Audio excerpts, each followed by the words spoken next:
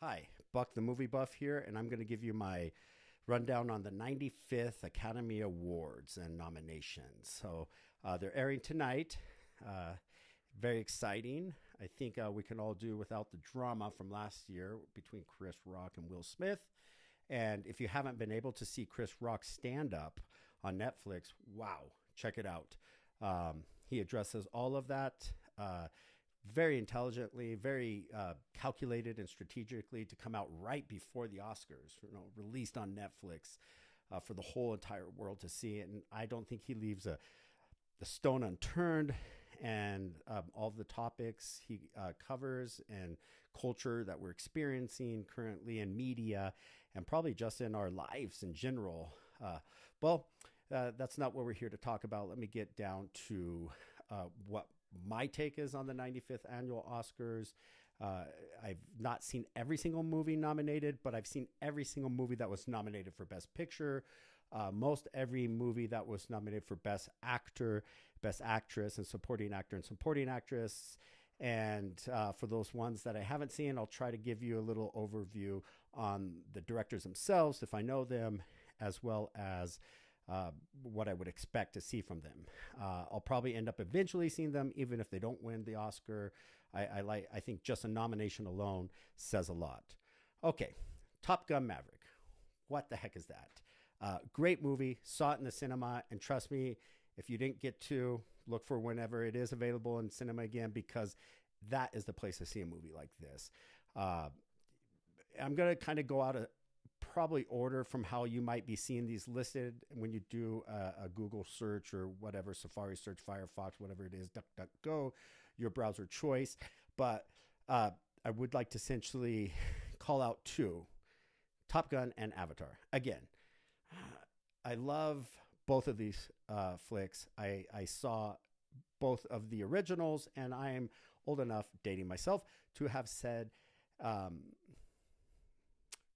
to say that I've seen them in the cinema, the first ones. Okay. And it took quite a long for both of them to come out. Perhaps Top Gun Maverick a little bit longer, but in a sense, it wasn't, that might be expected more so than James Cameron's Avatar: Way of the Water. If you know any about the technology and the special effects platforms he was using to develop the ability and advance, cinematic computer-generated imaging and technology in order for this movie to be possible, then you can understand a little bit more why it was postponed and it took a while to come out. A movie that came out, and this isn't nominated for an Oscar, didn't even come out this year. I'm not sure if it was nominated for an Oscar. Check that out. Look in the comments below. I'll follow up on that. Would be Alita Battle Angel, which James Cameron co-directed with Robert Rodriguez. That was a kind of stepping stone in the process for him to be able to have the technological capability to make Avatar: Way of the Water. And I think it might be even one I like more than Avatar: Way of the Water. And eagerly, sincerely waiting for the follow-up to Alita Battle Angel. If you haven't seen that, not a 2023 flick or 2022 even, I think it came out about 4 years ago, fabulous. The Blu-ray DVD, even better. It really lets you see how they utilize the technology that James Cameron's been developing along the way and sharing with other directors like Robert Rodriguez, known for Mariachi, Desperado, Spy Kids franchise, as well as some other films that he's co-produced and directed with Quentin Tarantino, such as Grindhouse.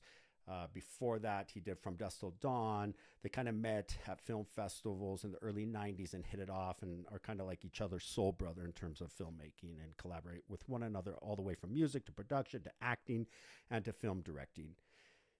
Another thing, Robert Rodriguez is also known for his collaboration with Sin City, Frank Miller, comic strip artist and creator, in particular directing Sin City 1 and Sin City 2. Okay, on with the 95th Academy Award Oscar nominations. Maybe Top Gun Maverick is a great film. Really poignant, great ability to bring back the actors from the original 80s flick, but not maybe something of the caliber of Oscar nomination, at least in the way for Best Picture. I could maybe expect special effects if they were more into what they did there. Although I would say not going to be Avatar Way of the Water. I think the only real flick that has a chance to be Avatar Way of the Water in terms of special effects would be Everything Everywhere All at Once, which is also another film in the running for Best Picture of the 2023 95th Academy Awards. A personal favorite of mine. There are a couple that kind of inch up and creep in on its chance to win, but time and time again when I see it, and trust me, after watching The Whale last night and Fabelmans yesterday, the day before the Oscars, I watched Everything Everywhere All at Once again with my wife. It was her own birthday present to herself on Blu-ray DVD. Lots of cool special features on that. Check it out. I, again, was reaffirmed that this is the best film of 2022 and should win, in my opinion, the 95th Academy Awards Best Picture. Let's go over the other ones that are nominated, though. And I'll start with the ones that might, in my opinion, have the best chance to beat Everything Everywhere All at Once. All Quiet on the Western Front. Why? Great film. It's a remake of the 1939 All Quiet on the Western Front, which also won Best Picture. And really, to get that sense of why that might have won in 1939, check out other films like M for Murder by Hitchcock. Try to put it in context of what it was in that particular decade and particular era and year. I always say that to friends and family when I'm trying to think of a film that is just ahead of its time and has done something really incredible. Go back and watch other films that came out that year, even if nominated, but just to get a sense of, wow, that was a Best Picture that particular year. The war movies have a chance always to win the Best Picture and have. This one is well done. I'm not trying to in any way take away from it. But I don't think it's the one to win this year, even though it might. You could always be surprised. I'm obviously not part of the Academy and voting on this. They at times surprise you with their choices. Saving Private Ryan, 1998, I thought for sure had it in the bag to win the Oscar-winning award picture that year. And Shakespeare in Love beat it out. I was mystified. And throughout my life, as I follow the Oscars and follow film, I guess it's up to the Academy. Perhaps sometimes they like to see their own art form on the big screen. And I think that's kind of what happened in 98 with Shakespeare in Love. That said, if All Quiet on the Western Front wins, I'm going to be really ticked off because just a couple years ago, I really thought 1917 should have won. Actually, a few years ago, dating myself, pre-pandemic. 1917 really, to me, was a better film as a war epic. Sam Mendes's first kind of war flick. If you want to check it out, you should. Well done. It's done essentially in 3 shots, and he didn't even win the Best Director that year. Instead, Parasite won. Great film. I as a Best Picture, I could see it beating out 1917, but Best Director, definitely not. I don't know what happened there. And again, not part of the Academy. Don't get a vote. This is why I'm sharing my ideas, my opinions with you now before the 95th Academy Awards airs tonight. Moving on. Elvis. Wow. Incredible. Saw it, and there was no other person I could have seen it with better than my mother, who is of that generation, treated me and my family to that flick. It was incredible. It moved me.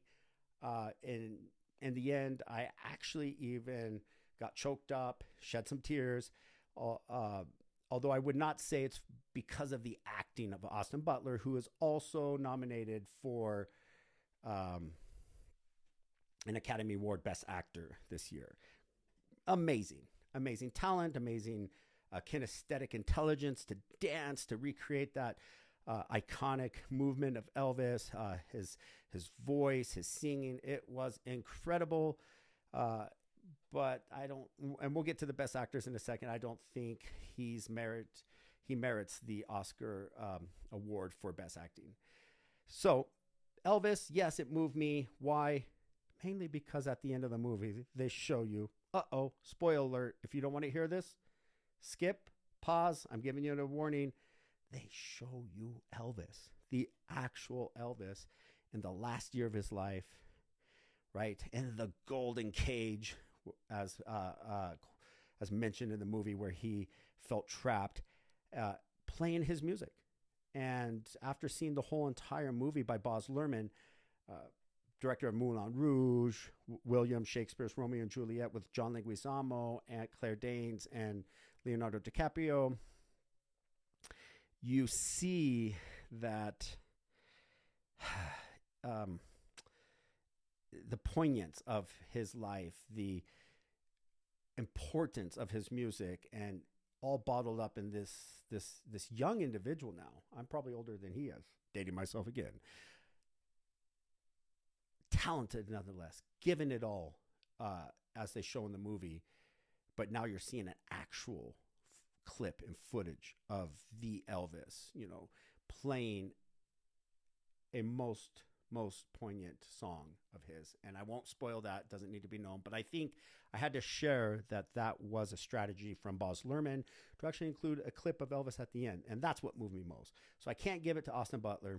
Nope, it was Elvis who choked me up and made me cry. Born in Vegas that same year, so Elvis and I were in that town together at the same time, technically.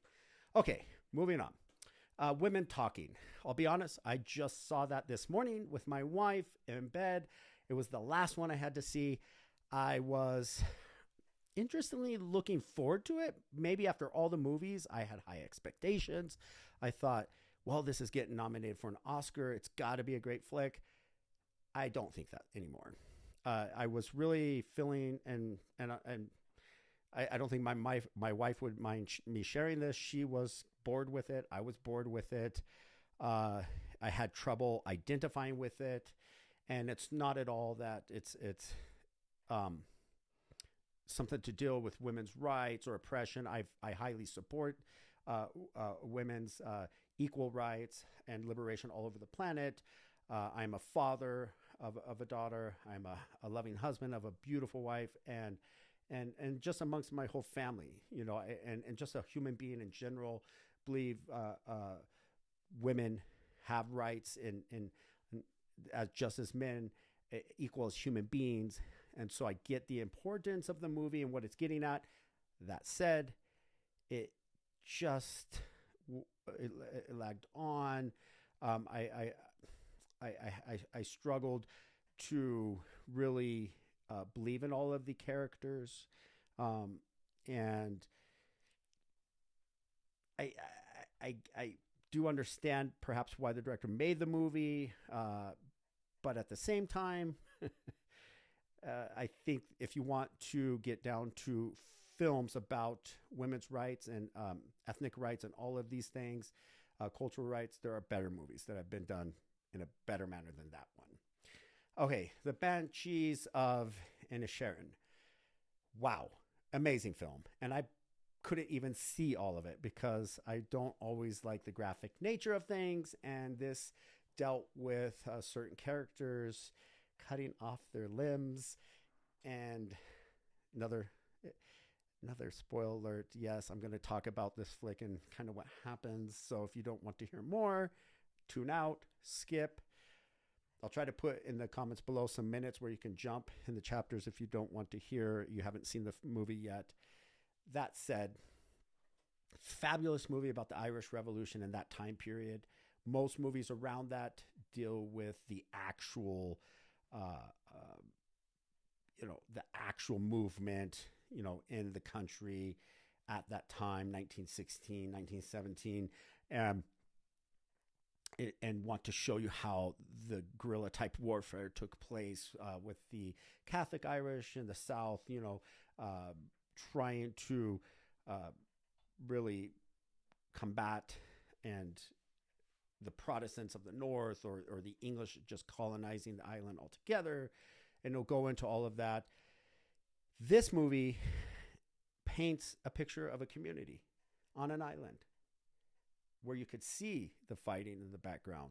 But that's not what it's about. It's more so about the everyday life people live while those things are happening. And I think it's so poetic for things that we're experiencing this year of 2023, now that the war between Russia and Ukraine has been going on. And in that sense, we all live our lives. We go about it day to day. You can only imagine even those somewhat in a more closer proximity to that war are living their lives, going about it day to day, with the everyday struggles of other issues that come up.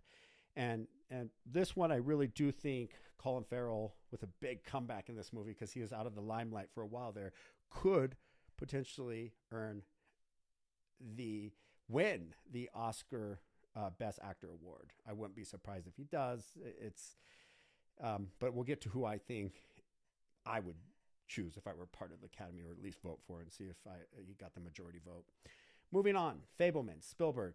Amazing movie. I'm a huge Spielberg fanatic. That said, I don't understand. I get it's his biopic. Other films of Spielberg are much better, and I understand why they were nominated for Oscars or even won the Oscar. This is not that film to me. It's really well done in terms of a fictitious biopic of Spielberg. And you could actually see documentaries on Spielberg. If you have seen interviews with him over the years, you'll see how closely it really does follow his ever long movie directing sense and love for films, and making short films as a young boy into adolescence and so forth. All the time, it's told through a fictitious character, Sam Fabelman, nonetheless, including all of these anecdotes I've seen over the years. Like I said, on the behind the scenes DVDs I have of Spielberg flicks or interviews. There are, and I will not spoil these, I promise, so you don't have to skip to the next chapter on the next film, but I would say there are some details of Spielberg's life that the movie leaves you thinking about, and you're wondering, did that really happen in Spielberg's life? Did Spielberg really meet this person? Did he really say that or do that? And I'm telling you, I own almost all of Spielberg's films on either VHS or VHS and DVD, and have seen loads of interviews with him in particular, as well as others. Have seen the HBO Max documentary, amongst other documentaries on Spielberg. And there were a few things in there that I had never heard before, never knew of, and they pleasantly surprised me and left me thinking, did that really happen? Why wouldn't it? I'm sure it did. Or maybe that's Spielberg leaving us with this idea of, did I do this? Let's see what people believe or not. Maybe we'll know in some years to come with future interviews. Maybe people can ask Spielberg this. I would love to ask him that. I'll share it with you guys if I ever get to. Okay, we are down to our last Academy Award nominated Best Picture, Tar, with Kate Blanchett. Wow, incredible. Also, I will just state right now, I would not be surprised and would totally comprehend if the Academy chooses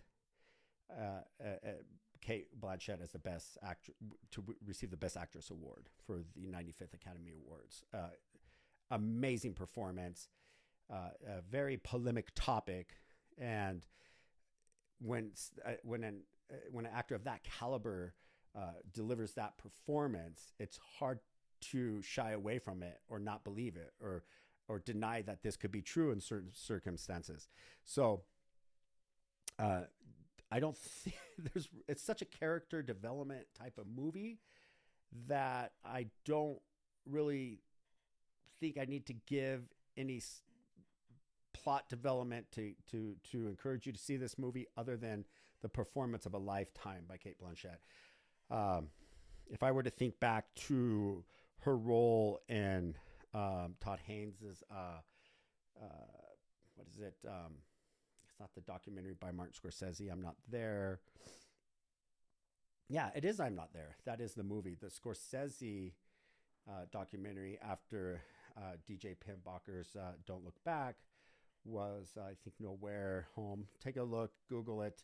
Scorsese did a fabulous Oscar-nominated documentary on Bob Dylan, but Kate Blanchett played Bob Dylan, believe it or not, in those England tour years in his early career when he met the Beatles and so forth. And I mean, that said it all right there. So her ability to act, already win an Oscar, is confirmed. But I think if she is the best actress of this year, she should get it. I don't think just because she's won previously or won accolades that she should be overlooked.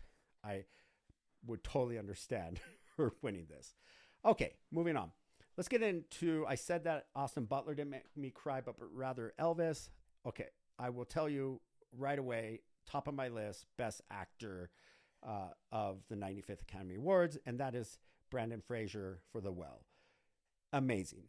Darren Aronofsky's film here takes the cake. It's not nominated for Best Picture, but I could definitely see why Brendan Fraser could win the Academy Award as Best Actor.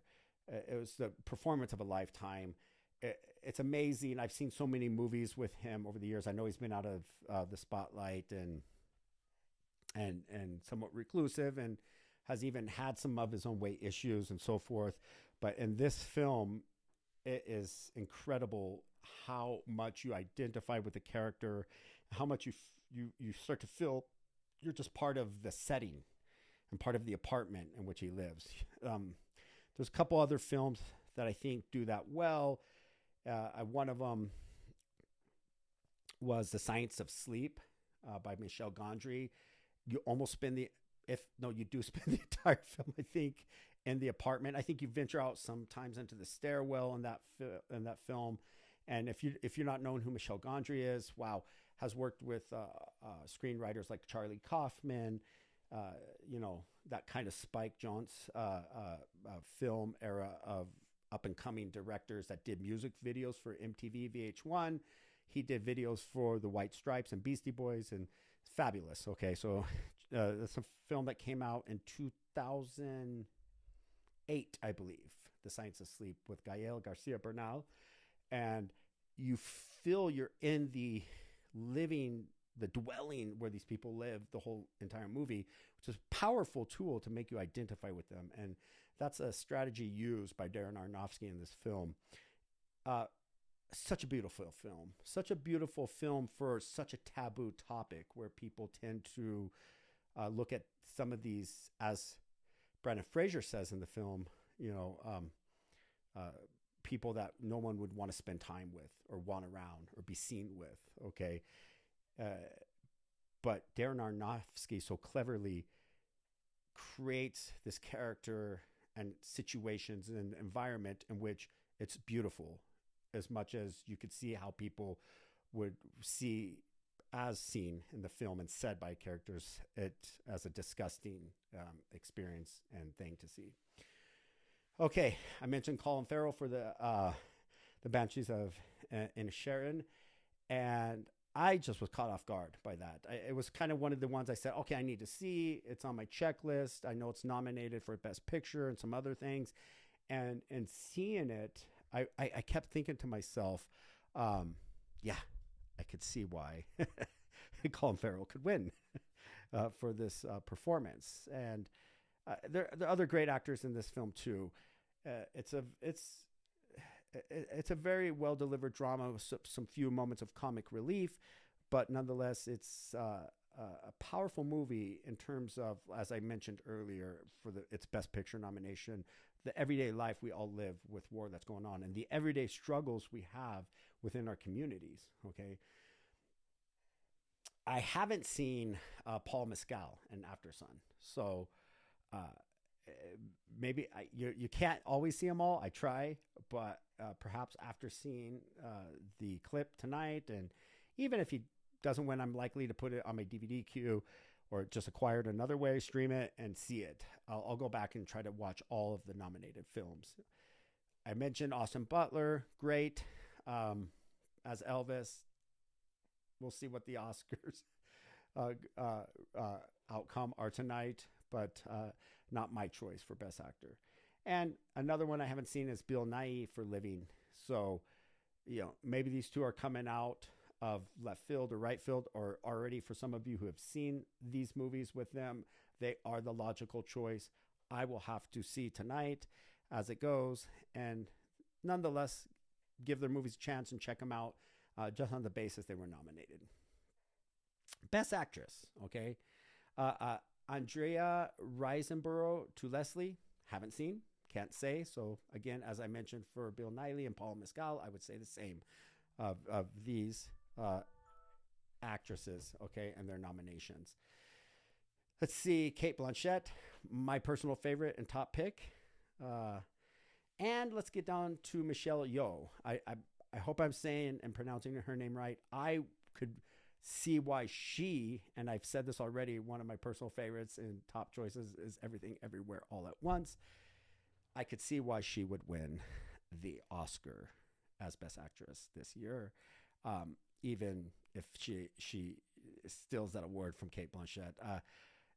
In my opinion, I'm kind of tied between the two of them.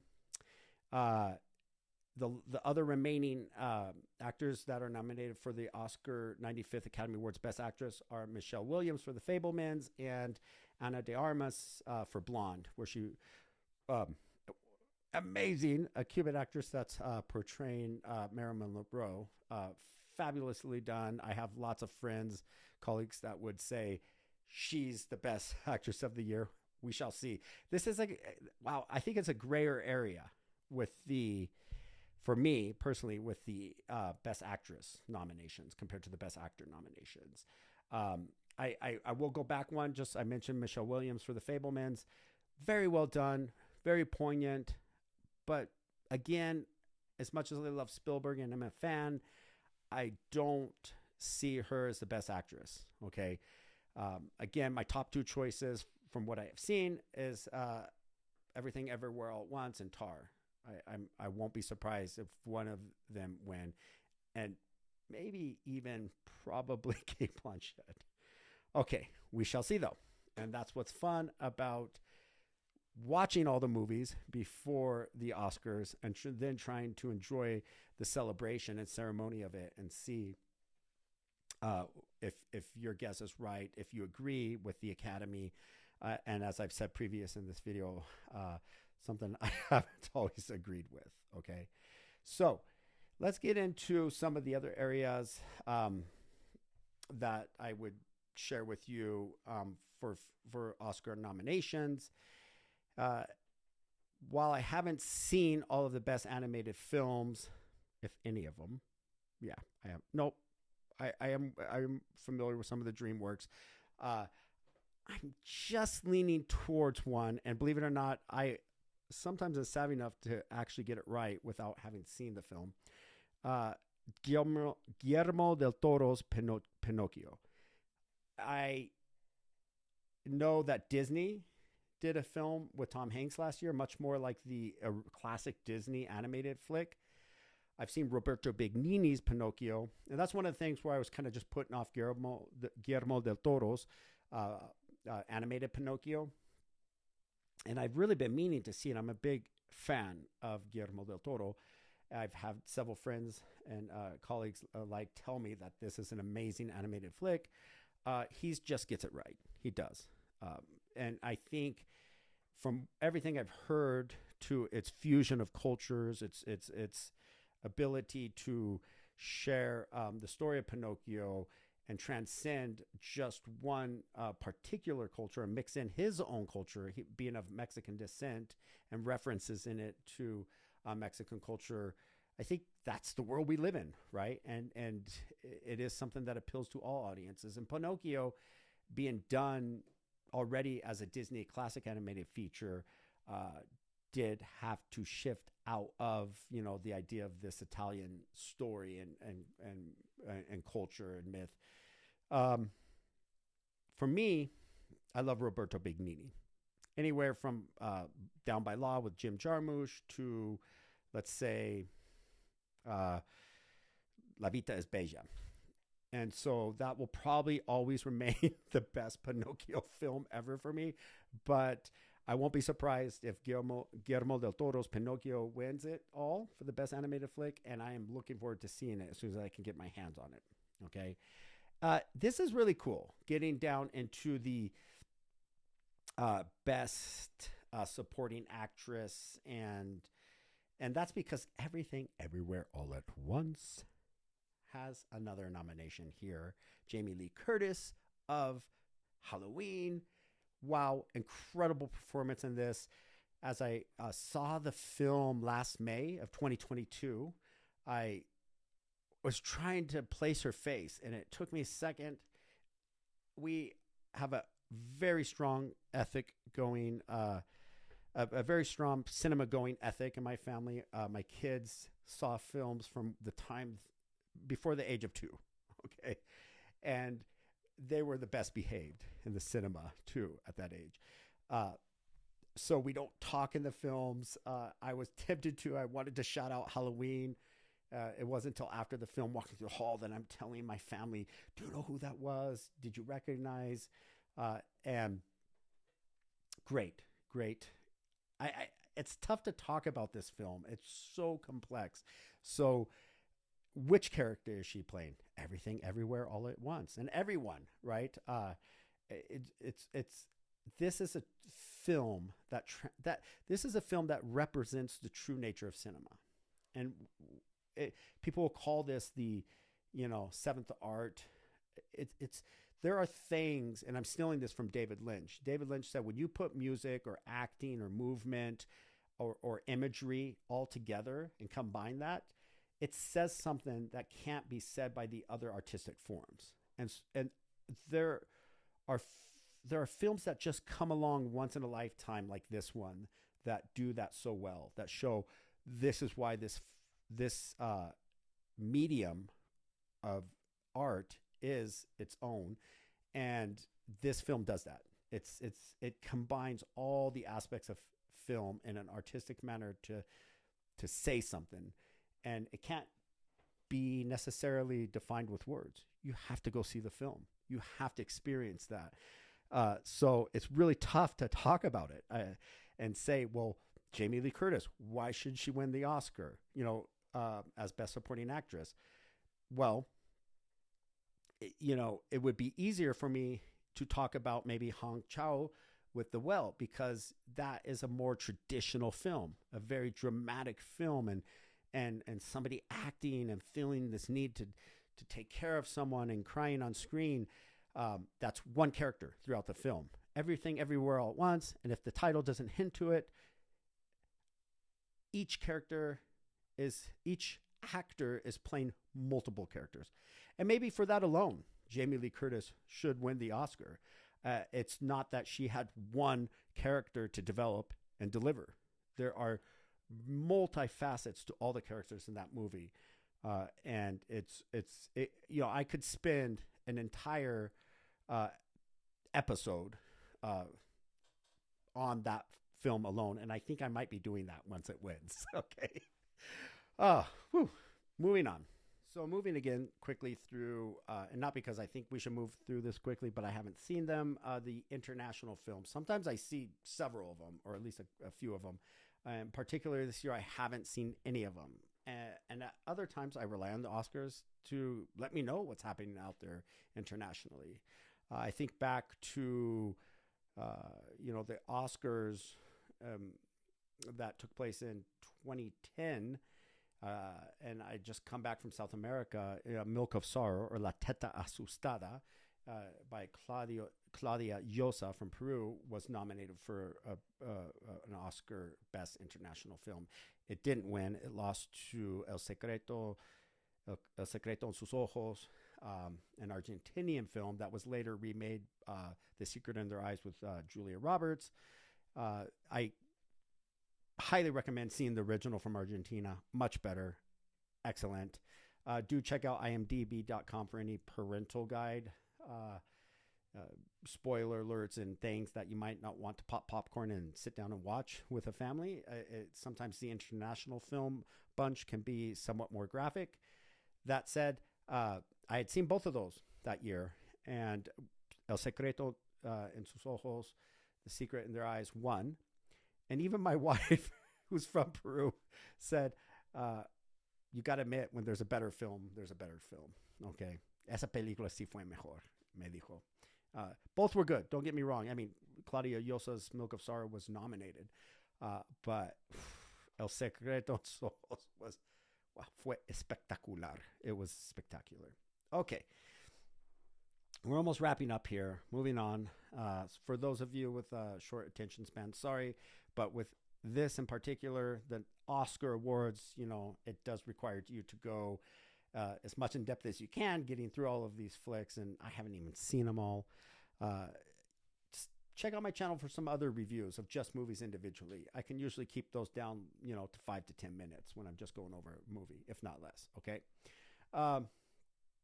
Best Director. Here we go.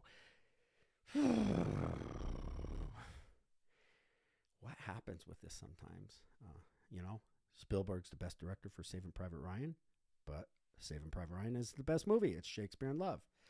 It's kind of like, how does that happen? Basically, I would, and sometimes there's more than one director. The Daniels for Everything, Everywhere, All at Once. Again, a personal favorite, and you have Daniel Scheinert and Daniel Kwan nominated for this film. And,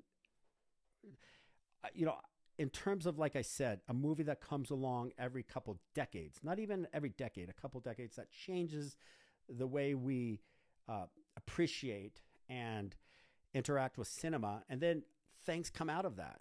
Maybe it changes cinema. People start to copy the best practices from that film. I think this is one of those films. You're going to see that's like, in a way, deconstructionalist, breaks down cinema conventions as well as honors them and pays homage, to film directors like Wong Kar-wai.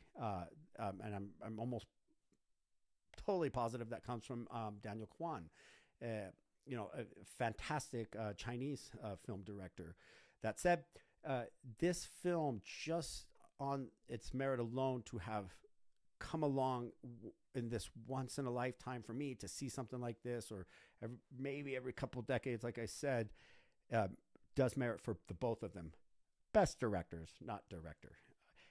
Now, when you look at the other movies, and I'm going to throw this out there, the international film, it can, have at times a best director, like the year that Parasite won, even though I thought Sam Mendes should have won for 1917, as I stated, because when you make a movie in 3 shots that's about a war, that's a 2-hour-long flick or more, it's incredible. That I can't even imagine how many years he took off his life to make that movie.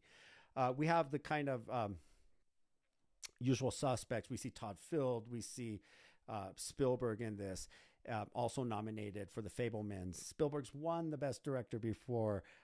If he is the best director, hats off to him. He should win it. I don't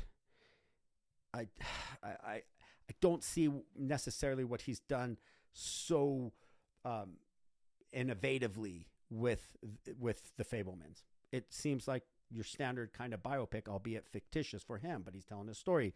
I've never directed a feature-length film or anything like that, so I'm not in any way trying to minimize it. But in terms of innovation, in terms of honoring the art of cinema, the Daniels have, and their collaboration, truthfully created something that's unique and never been seen before. It is original. And that just to me alone merits the best Oscar nomination for director right there. Sometimes there's been one director nominated for having two films kind of in the running. I think that was Steven Soderbergh with Aaron Brockovich in Traffic, and did win best director. I'll never forget his Oscar winning speech. It was the shortest, and I love when they keep it short and sweet and don't try to push their politics on you and their agenda and criticize parts of the world. It's like this this is your art form. This is what you do. Honor that. And Steven Soderbergh said, "I dedicate this award to any and everyone who spends some part of their day artistically creating art." And I thought, wow, that was beautiful. And not just the people who work in cinema, but painting or into music and things like this. And I thought, thank you. I bet the producers were thanking him afterwards. Thank you for keeping it shorter than the time we allowed you. Okay, best documentary films. I can't wait to see these. I haven't seen them. All That Breeze, All the Beauty and the Bloodshed, Navalny, Fire of Love, and House Made of Splinters. I will definitely probably see whichever one wins the Oscar first, but I'll systematically go back and try to watch those. So you might catch in the future me going over one of the documentaries that I thought maybe should have been the Oscar winning documentary. But I can't really say that until I've seen them. Okay, now we get down to best adapted screenplay. So, as I said, All Quiet on the Western Front, it's a remake. It won the Best Picture in 1939. Women Talking, intense amount of dialogue. That was, kind of impressive. A lot of concepts there, and important topics. And how did Top Gun Maverick get in this again? I don't know. The Glass Onion, Knives Out Mystery. I haven't seen that. And Living. Haven't seen that, so can't say anything about them. Best visual effects. Hands down, I would have to say this goes to Avatar Way of the Water.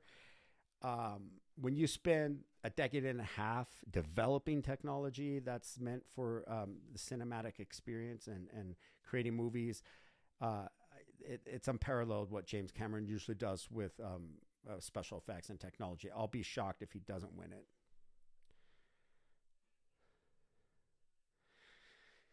Okay, getting down to the music. John Williams, the Fabelmans. He has won Oscars. Maybe like the Mozart, Beethoven of our times. But you also have to go with something that really evokes the emotion. I don't really recall feeling moved or crying because of the cinematic score. I'm not saying by any means it's not good. There are other compositions of John Williams that definitely moved me. Schindler's List, La Amistad, and then he's got his classics that are so exciting for Indiana Jones and Star Wars. But with this one, I didn't feel it. All Quiet on the Western Front. Again, I don't remember necessarily crying or getting choked up. I will say in Everything Everywhere All at Once, yes, I did. And here's where there's an Oscar nomination for a film I haven't seen yet, and I don't know how, because one of my wife's favorite actors, Brad Pitt, is Babylon. So I can't say about that music. I'm going to have to close my eyes as they play the music tonight and listen to it and try to determine which one I think, in my opinion, would be the Oscar winner.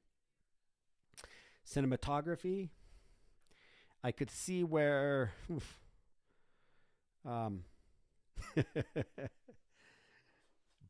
All Quiet on the Western Front is a beautiful film photographically. I could see it winning that. I haven't seen Empire of Light. I have seen Tar, Elvis, and I'm a major fan of Alejandro Iñárritu Gonzalez, who did Amores Perros. Although he didn't, that was nominated for Best Foreign Film. I don't think it won. He did win for a Revenant with DiCaprio, and also he's won for he won Best Director for the Revenant, but he won Best Picture for Birdman with Michael Keaton. Let me tell you, in terms of cinematography and lighting, Revenant was filmed all on location with natural lighting. So that was a true accomplishment. He wanted it to have that feel. Bardo, False Chronicles of a Handful of Truths, I'm very looking forward to seeing. But I can't say. I haven't seen it to see how well its cinematography is done. Out of the films I've seen, Tar, All Quiet on the Western Front, and Elvis, I would give my vote to All Quiet on the Western Front. Makeup and hairstyling. Well, then I think there could be no other than maybe Elvis or The Well. Granted, Black Panther, All Quiet on the Western Front, that's a lot to do with a war film, with, an action comic book film. And I saw the Batman, fabulous. But the makeup on the DC characters was probably better than other flicks, like The Joker with Joaquin Phoenix. So, again, The Well, you might overlook something like that, but you believe it. You believe how deteriorated his health is, and visual imagery you're seeing for, this individual that's struggling with such an amount of body weight.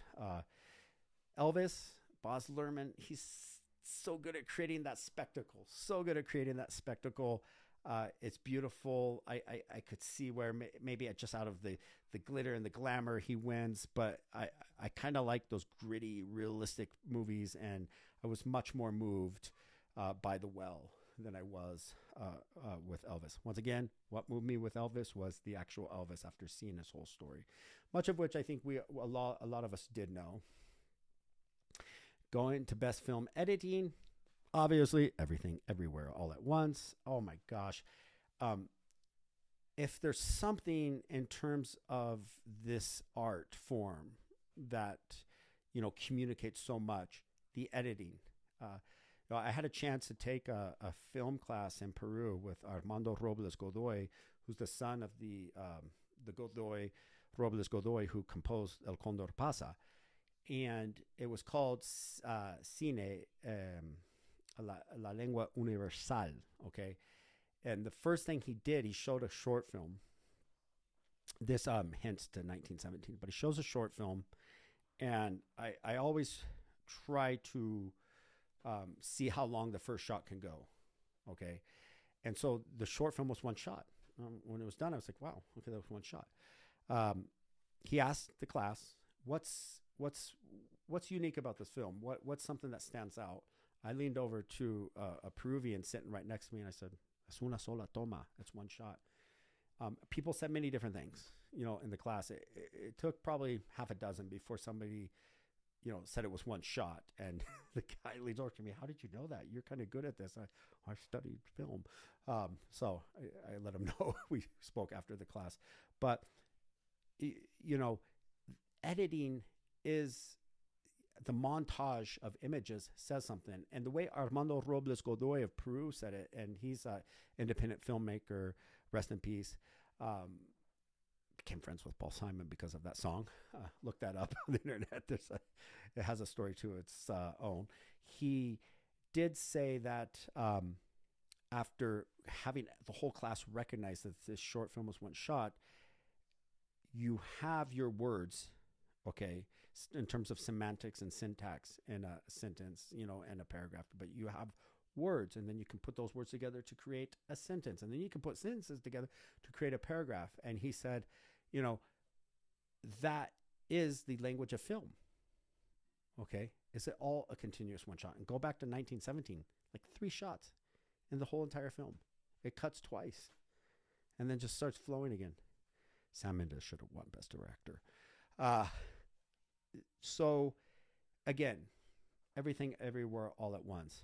While it's not just a one-shot film or 2-shot or 3-shot film like Birdman 1917, the short film that Armando Robles Godoy showed us in the class I took with him in Lima, Peru, at the La Universidad de San Marcos, oldest university in the Americas. While it's not just one shot, I will say it's incredible how many images they can put together in a montage, or how they put together, these words, this semantics and syntax together of imagery to communicate something. And again, as I said before, that's the artistic element of this medium that really sets it apart from other things. And something you can only do with film when you put music, you put imagery, you put acting, you put words, you put written words. The Daniels went all the way with this and maximized the use of every tool and influence they had cinematically to put together such a montage of imagery that is, as I said, comes along once in a lifetime or every 2 to 3 decades. Best sound. Probably, I would say, this is tough. I could see Top Gun Maverick getting this. Maybe it should have been its own nomination. The intensity of the jets, and you feel like you are there. Definitely one to see in a cinema on like a IMAX or an ARC screen, in which I was able to see it with my family. This is tough. You got a war film, All Quiet on the Western Front. You've got Avatar: Way of the Water. James Cameron isn't only detailed about his special effects imagery, but sound as well. The Batman. Oh my gosh, Elvis. Your guess is as good as mine with this, and I'm going to leave it here because I've kind of gone through every area that film can be nominated for, and I would say I would be totally okay and not surprised and actually agree if Top Gun Maverick wins the best sound editing. They actually use Air Force jets. It was costing them thousands of dollars every day to use these actual Air Force jets from the United States Air Force in the film, and the sound is it makes you feel like you're flying the jet. It is intense. So there it is, Buck the Movie Buff, sharing my Oscar nomination recommendations and intake on it. And let's go watch that tonight. It's going to be very exciting to see if I'm right or wrong. I've always been pleasantly surprised either way, sometimes pleasantly irritated. And I look forward to seeing some of these films that I haven't been able to see yet. And I'll probably start with the ones that win. That's a good indicator. Usually I'll say, okay, well, that one Oscar Award Best Documentary or Best Documentary Short. And I'll go get my hands on it one way or another and try to see it. So you do the same. It's such a lovely culture of movie going that we have, and such a powerful art form. Cine, el lenguaje universal, the universal language. It's a cut. It's a wrap. Cut. It's a wrap. Cut. I am back, and forgive me. It's the first video I'm making on this vlog. I skipped a film that I actually, it potentially is the only other film that I would be okay with winning everything, everywhere, all at once, beating everything, everywhere, all at once to win the 95th Academy Award Oscar. And that would be The Triangle of Sadness. Wow. A movie that is just not what you think by watching the trailer. And once you even get into it, there are a few plot twists in it that just blow your mind. And, I really am satisfied when a flick like this actually takes it all as a best picture, because it gets people out there to see it. A few years back, Frances McDormand was in a movie called Nomad that was actually filmed with people that live out of their vans, that live this nomadic life. And it was an allegory, for what we're seeing in society with these big tech giants, okay, like Amazon and Google. And they have, the same year that Jeff Bezos is the richest billionaire on the planet, you see this movie win Best Picture where somebody works seasonally, like doesn't even get employed by Amazon for the entire year and is living out of her van, Frances McDormand's character. It was a novel too. Wow, what a powerful film. I watched it with my kids. It had us talking the next day. It had us thinking, and really depicted that juxtaposition in society where somebody could be filthy rich, absurdly rich with amount that they'd never, ever need to, that they couldn't spend in lifetimes and generational, lifetimes. and yet somebody doesn't have enough to fix their home, their van, to keep going, and has to migrate to different areas to work in campgrounds from after Amazon shuts down after Christmas and doesn't need people and lays them off, and then has to move on to other areas of work that is just, living literally day to day.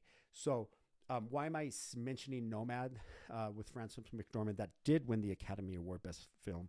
I thought it was so wonderful. I thought, okay, people are going to see this now, and people think about this, that there's this absurd world we live in a reality where a handful of people can have almost the entire pie, or at least half of it, while billions, split the rest.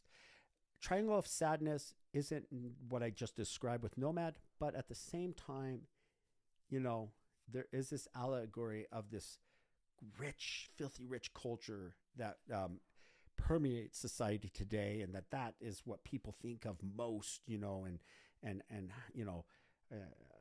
their attitudes towards one another, albeit condescending or derogatory, based on really essentially your wealth.